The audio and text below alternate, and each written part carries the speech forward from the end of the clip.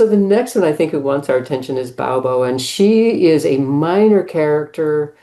She's also known as Iambe in the Homeric hymn to Demeter. And these were hymns, poems, basically, that were written down around 800 BCE.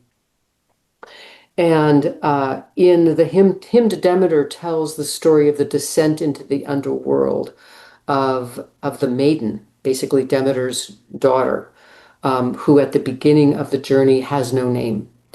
And so once Demeter once the daughter is abducted and Demeter is absolutely in grief and she's enraged. And at one point, she visits the home of a queen, and you've got a whole group of women that are together. And the queen, Demeter, by the way, let me back up. Demeter is traveling through the world, sort of in grief, but also in a disguise, or she's attempting to disguise herself because she's just she's so focused on her own sadness and loss. So she visits the home of a queen, but the queen immediately knows the minute she lays eyes on Demeter, she doesn't know who she is, but she knows she's in the presence of a divinity, right? So you've got this whole group of women, how I imagine it anyway, all together, the queen and her daughters, Demeter, and there is this ancient crone figure who's part of this gathering. She's called Iambe or Baubo.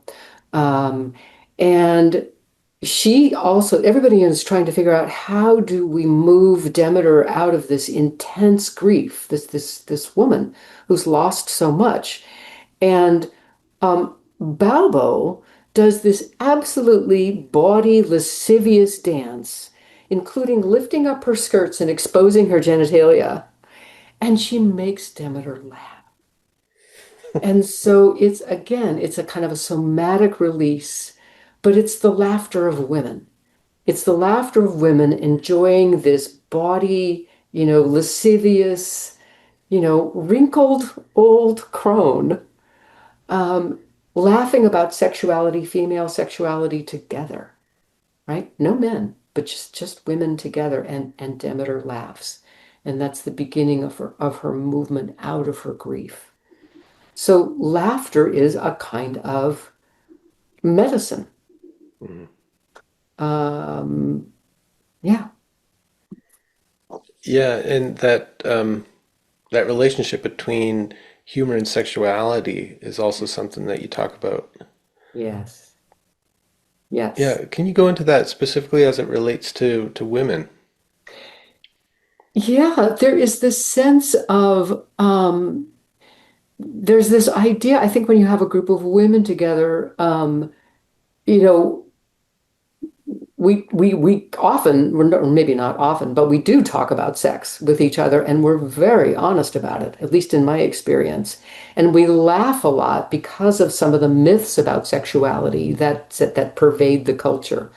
So there's a sense in which I think when you have a group of women together, you can begin to get a sense that our sexuality is our own to enjoy, just as our bodies are our own to enjoy. It's not necessarily to serve some kind of procreative purpose, which of course what many religions tell us, that the purpose of sexuality is to give birth to children.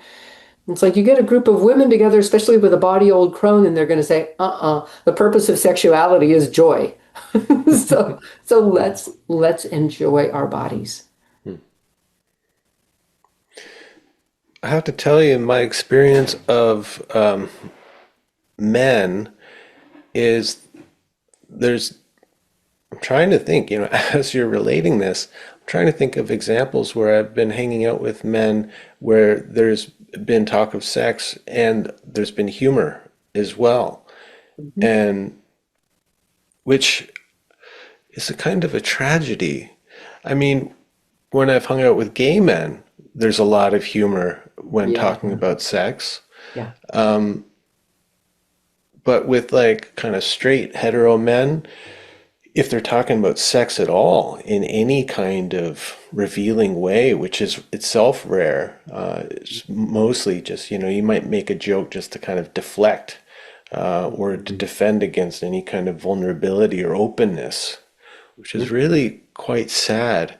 So just thinking about the role of humor in diffusing kind of like seriousness or something like that too. Kind of like it opens things up, right? Yes. Like one of the things that I'll often point out to people is the importance of the diaphragm. We were talking about the breath earlier, and for me, the breath is so primary. But the role of the diaphragm, I think of the diaphragm as the seat of the soul because Mm. the diaphragm moves when we're breathing, of course, but the diaphragm moves in a kind of more ecstatic way when we're laughing, when we're sobbing deeply, Yes. and when we're having an orgasm. It's Yes. like the same movement, Yes. Yes. and so if you Yeah. want to free up Yeah. your breath, you know, Mhm. laugh, cry, or fuck, you know? Mhm. Exactly. Exactly. There's something, and the thing that I love about all three is that it immediately brings us into the body. Mhm. And either, hilarious laughter, like the story of Baubo and Demeter and Metanira and her daughters, or a really good cry. All of it, what I notice is, once the laughter or the tears subside, there's a kind of, or once, you've completed your orgasms and you're kind of laying there, the whole body just gets softer and more vulnerable. It's like there's just this incredible release of tension. Mhm. And it's a release down. It's a release down into the earth. Mhm. Yeah, the Um, belly laugh, the belly the deep laugh. sobbing, Yes, the deep good orgasm. orgasm. It's like, you're Yeah. And just, then yeah, then the afterglow. and the afterglow. Yeah, the peace afterwards is just, peace is not, I think that's too small a word. I want to use the word serenity instead. Yeah. I think Yeah. serenity captures it better. Santosha is a good Sanskrit word, which is like a deep contentment with what Oh, that's a is. wonderful word. Yeah. Santosha? Santosha. Yeah.